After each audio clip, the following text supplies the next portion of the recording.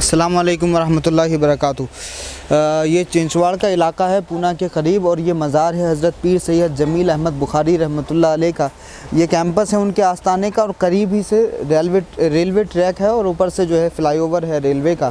और ये पूरा आस्थाना है, कैंपस है, इधर दरख्त हैं आप देख रहे हैं। अल्लाह के वलियों से, अल्लाह के नबियों से जिस ज़मीन को, जिन पत्थरों को निस्बत हासिल हो जाती है, उनका मकाम दुनिया के पत्थरों से, दुनिया की ज़मीनों से और दुनिया के तमाम पानियों से बिल्कुल मुख्तलिफ हो जाता है। हजर अस्वद को सारी दुनिया चूमती है, हालांकि दुनिया में बहुत सारे पत्थर हैं, इसलिए चूमा जाता है हजर अस्वद कि उसको निस्बत है रहमत आलम सल्लल्लाहु अलैहि वसल्लम से। उसी तरह से अगर हम ज़मज़म की बात करें तो दुनिया में बहुत सारे कुएँ हैं, लेकिन ज़मज़म को इसलिए पिया जाता है कि जनाब इस्माइल अलैहिस्सलाम के कदमों से निस्बत है। हम अगर सफ़ा मरवा की बात करें तो उनको इन्ना सफ़ा वल मरवत मिन शाइरिल्लाह, इसलिए शाइरुल्लाह और अल्लाह की निशानी कहा गया कि उसको निस्बत हासिल है, उन पहाड़ों को निस्बत हासिल है अल्लाह की एक वलिया से, हज़रत इस्माइल अलैहिस्सलाम की माँ से। तो जो अल्लाह के वलियों से ज़मीनें मंसूब हो जाती हैं, जो इलाके मंसूब हो जाते हैं, उनका मकाम दुनिया के तमाम मकामात से बिल्कुल मुख्तलिफ हो जाता है। और इसीलिए अगर उन ज़मीनों पर या उन मकामात पर किसी भी तरह से ज़्यादती करने की कोशिश की जाती है तो कहीं ना कहीं ज़्यादती करने वालों को वो नुकसान भी भुगतना पड़ता है। ये मज़ार हज़रत का यहाँ, और फिर सामने अंग्रेज़ों के ज़माने में जब यहाँ से रेलवे ट्रैक बनाने की कोशिश की जा रही थी तो उस ज़माने में बहुत कोशिश की गई, लेकिन हज़रत के मज़ार के करीब जो एक थंब खड़ा होने वाला था, जो पिलर खड़ा करने की कोशिश की जा रही थी, वो आसानी से खड़ा नहीं हो पा रहा था। इसलिए हज़रत ने, जो यहाँ का अंग्रेज़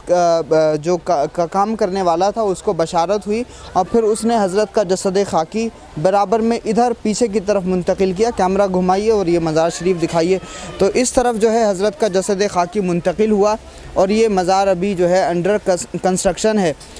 हज़रत की जो तारीख़ है हज़रत पीर सैयद जमील अहमद बुखारी रहमतुल्लाह अलैह की, तो हमारे ये महफूज़ ख़ान साहब हैं जो यहाँ पे मकामी भी हैं, लोकल हैं और यहाँ रहते हैं। और इन्होंने जो मुझे बताया वो ये कि हज़रत सैयद हिसामुद्दीन सरकार चिश्ती अशरफ़ी रहमतुल्लाह अलैह के काफ़िले के साथ में हज़रत सैयद जमील अहमद बुखारी रहमतुल्लाह अलैह भी यहाँ आए थे। जब बुज़ुर्ग सफ़र करते थे तो वो हर जगह ज़िम्मेदारियाँ तक़सीम करते थे। जिस तरह से आज समझने के लिए अगर हम बात करें तो ओला उबर जिस तरह से 24 घंटे में मिशन कंप्लीट करती है, एक जगह से दूसरी जगह, दूसरी जगह से तीसरी जगह, एक आदमी को जहाँ जाना होता है फिर उसको ड्रॉप करके फिर दूसरी एक उनको नई कंपनी मिलती है, नया जॉब मिलता है, फिर उसको वो पूरा करते हैं। इस तरह से वो मिशन कंप्लीट करते हैं अपना। औलिया अल्लाह को भी खुदा की तरफ से उसी तरह के मिशन दिए जाते हैं। रहने वाले बुखारा के हैं, रहने वाले खुरासान के हैं, रहने वाले फ्रांस के हैं, रहने वाले अलग अलग ज़मीनों के हैं, लेकिन जहाँ की ज़िम्मेदारियाँ मिली तो उन्होंने फिर सिमनान नहीं देखा, अपने माँ, अपने माँ बाप और अपना घर, अपना वतन, अपनी ज़मीन, अपने बागात नहीं देखे।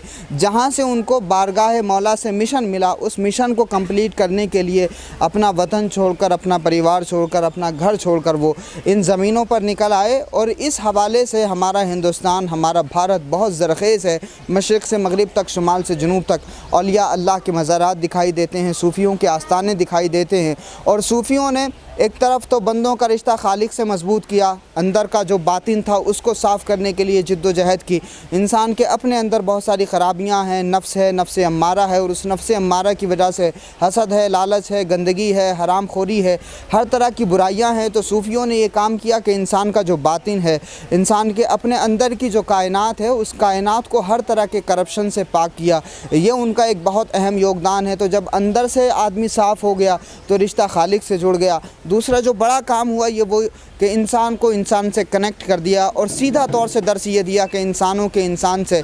या तो एक रिश्ता ये है कि कलमा पढ़ते हैं, और अगर कलमा पढ़ते हैं तो सब मुसलमान भाई हैं, और अगर कलमा नहीं पढ़ते हैं तो आदम का बेटा होने की बुनियाद पर इंसानी भाई हैं। और इसी तहज़ीब की बुनियाद सूफ़ियों ने रखी कि मज़हब अगर से आपका अलग है, रिवायात आपकी अलग हैं, रस्म अलग है, लेकिन उसके बावजूद भी हमारे बीच एक कॉमन पॉइंट है कि हम इंसान हैं, और ह्यूमैनिटी की बुनियाद पर हमें एक होना चाहिए। इसीलिए उनके संदेश, उनके पैगाम और उनकी तहज़ीब की वजह से आज भी इस आंगन में हमें हिंदू, मुस्लिम, सिख, ईसाई, जैन, बहुजन, दलित, पारसी, सारी कौमों के, सारे धर्मों के, सारे मज़ाहिब के मानने वाले लोग दिखते हैं। टीका, टोपी, पगड़ी, टाई एक आंगन में हमें इसलिए मिलती है कि इन सूफ़ियों ने बंदगान खुदा के आपसी रिश्तों को मजबूत किया, सांप्रदायिक सौहार्द को मजबूत किया, कम्युनल हारमोनी को मजबूत किया। जिस यूनिटी इन डाइवर्सिटी की बात 2020 के भारत में बड़े पैमाने पर की जाती है, और हमारे भारत की जो पहचान पूरी दुनिया में अनेकता में एकता है, ہے وہ اسی وجہ سے ہے کہ ان صوفیوں نے ایک ایسے کلچر کی بنیاد رکھی کہ جس کلچر میں مذہب الگ ہو سکتے ہیں، روایات الگ ہو سکتی ہیں، رسمیں الگ ہو سکتی ہیں، لیکن اس کے باوجود بھی ایک کامن پوائنٹ انسانیت ہے، اس پہ ہمیں متحد ہونا ہے۔ اور اسی کامن پوائنٹس پر جو ہے صوفیوں نے اپنی بارگاہوں میں سب کے لیے لنگر بھی جاری رکھے، سب کے لیے ایسے کھانے بنائے کہ سب مل کر کے کھانا کھا سکیں۔ تو صوفیوں کی بارگاہ سے پہلا پیغام تو یہ ہے کہ بہت سارے بزرگ ہیں ہمارے ملک میں